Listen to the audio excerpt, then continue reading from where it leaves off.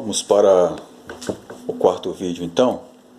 No vídeo anterior nós estudamos sobre a cidade de Filipos e agora vamos falar sobre a cidade de Tessalônica, página 211 do seu livro texto. Vamos lá, está estudando, conhecendo alguns fatos importantes sobre a famosa cidade de Tessalônica. A cidade de Tessalônica era grega. Ela foi fundada por Cassandro no ano 316 a.C. Cassandro, quando fundou essa cidade, ele a batizou com o nome de sua mulher, Tessalônica, que era a irmã de Alexandre Magno. Essa cidade era uma cidade muito estratégica e havia nela grandes contingentes militares e um movimentado e importante centro comercial. Tessalônica ela foi anexada ao Império Romano no ano 146 a.C.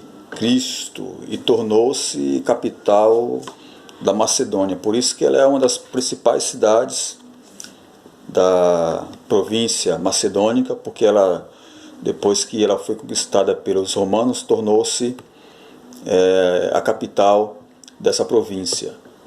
Havia também na cidade a cultura da adoração aos imperadores. Eles até mesmo possuíam um templo para o culto a César. E as moedas da cidade vinha impresso nelas a imagem de Roma e a imagem dos imperadores, que eram tidos como divindades. Então havia essa questão, essa prática da adoração, da veneração aos imperadores e à própria cidade de Roma.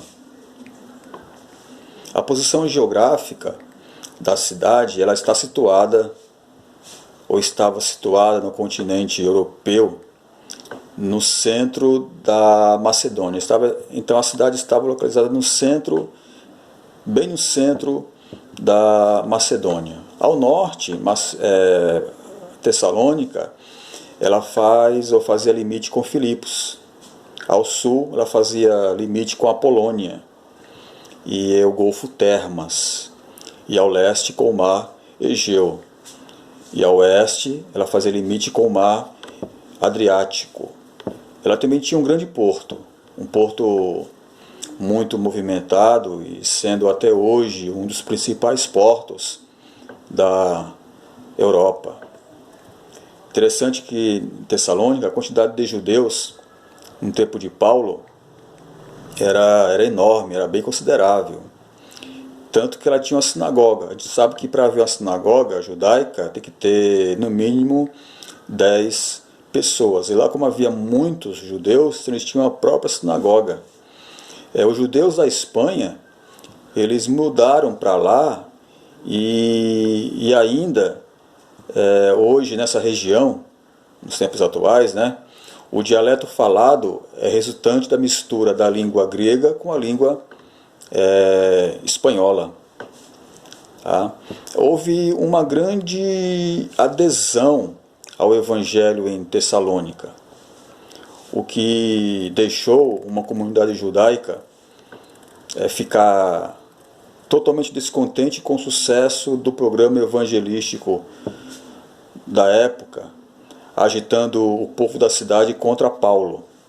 Então, devido ao trabalho evangelístico do apóstolo Paulo, uma grande parte da cidade ela foi arregimentada para tentar coibir ou parar o trabalho do apóstolo. Foi também em Tessalônica que Paulo ele sofreu uma acirrada oposição às suas pregações, sendo inclusive acusado injustamente pelos judeus.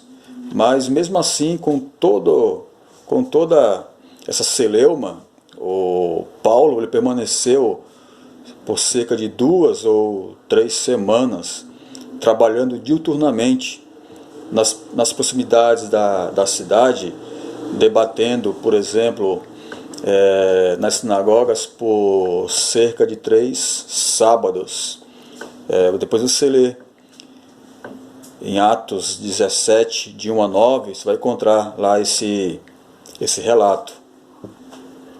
E por causa da oposição dos judeus, Paulo, ele nem sequer, né, ele conseguiu concluir o seu tão emblemático e importante ensino sobre a volta de Cristo.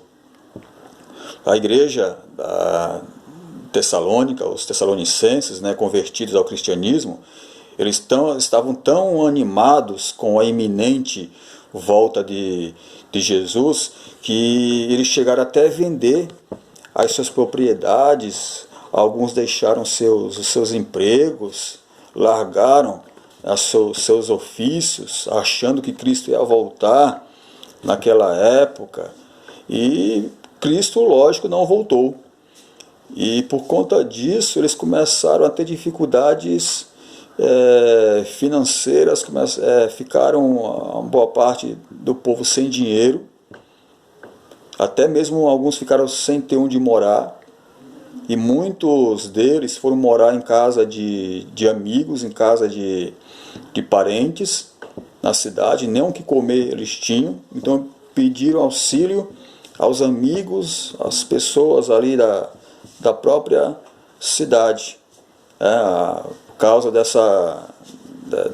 desse ato translocado do povo, dessa imprudência em achar que Cristo estava voltando naquele momento, naquela época. Aí eles começaram a vender tudo, e de repente, quando perceberam que tudo isso passava de uma farsa, de um alarme falso, que Cristo não ia voltar, pelo menos naquele tempo, aí eles ficaram num grande prejuízo. Tá?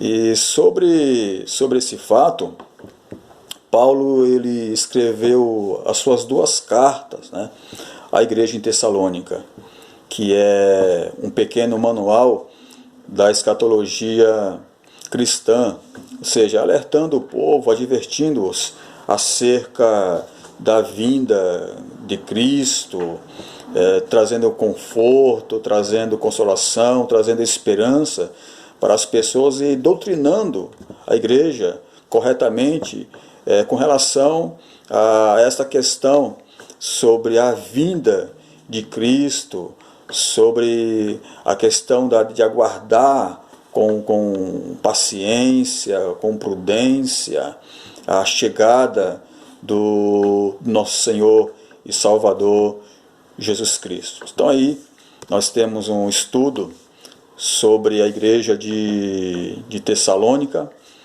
ok? Então pesquise mais, estudem alguma coisa além dessa sobre a cidade e sobre as outras cidades que nós já falamos aqui, e as outras que ainda nós ainda iremos estar estudando sobre elas.